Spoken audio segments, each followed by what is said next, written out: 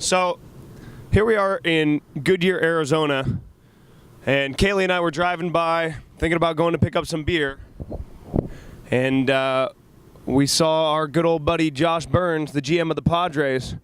He's walking somewhere right over there. We see his shirt over there in the distance. We're going to go try and talk to him and see what he's got to say about the best facial hair in the Citrus League, the Cactus League, Let's go talk to and the Mosquito League. Let's go talk to it. Hey there, guys. Out here in the middle of the desert, Goodyear, Arizona, here with the man himself. Yeah. Josh Byrnes. How you doing? Good. You guys found me on the sidewalk. Good job. Yeah, we found you on the sidewalk walking by. We saw you on the cell phone, thought you might be making a trade. I have one really big question for you, though. We've been out here looking for the best facial hair in Major League Baseball. Who is it in camp right now for you? The most surprising has been Elvis Andrus with Texas, because you think of a speedy shortstop, and he's got a pretty large beard right now, so it doesn't fit the position profile. And what about our boys? What about them big league boys from San Diego? I think Carlos Quentin, he's always ahead of his time. You know, he can shave like 3 times a day and still have the shadow, so he's pretty gifted in that area.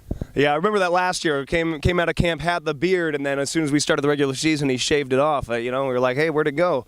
I thought that kind of had some powers working for him. I believe that facial hair can lead a big league player to the next level. I mean, we think about guys like Brian Wilson. Even if you go to the basketball, James Harden. And what's your story? I see, you've been working hard. There's a little bit of a shadow there, but not much facial hair on your part. No, in my job I got to keep it a little cleaner, but there's something to it. Maybe we need to put it on scouting reports. Obviously the Red Sox rode their beards to the World Series. The Yankees won a few titles without facial hair, so but it's something we need to look at. You're right. You're right. The Yankees do allow mustaches, though. That's the one thing that they do. You had to be clean shaven, but allow the mustache. Yeah. And it's funny sometimes to see guys when they leave the Yankees. I guess Phil Hughes, he's got some facial hair going this spring, but.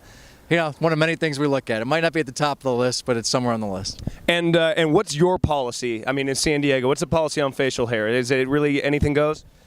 Pretty much anything goes, major and minor, and we'll tell a guy, especially more minor league level, you might want to look a little more professional when they get a little too far out there. But for the most part, we're not going to clamp down too hard. So one of the biggest surprises in camp is Doug Stegenson. Have you heard anything much about this guy, number 84? I've heard big things about Doug. Yeah. He's having a great camp. Yeah, that's what I thought. All right, well, we're gonna wrap it up here. Josh, we'd like to thank you for your time. I know you got lunch with the tribe, so we're gonna let you go. We really appreciate the time. Thanks for talking with us. Hey, thanks for finding me.